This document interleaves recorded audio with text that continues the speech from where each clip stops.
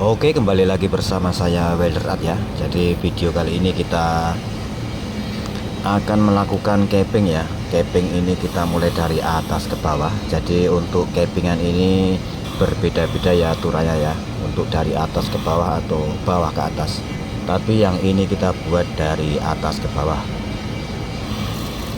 Jadi intinya untuk cappingan yang terakhir ini penggerindaan ya, penggerindaan yang bagus dan pas, nanti hasilnya akan bagus juga.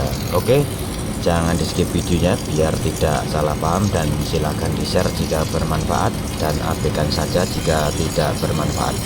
Cukup sekian dan terima kasih.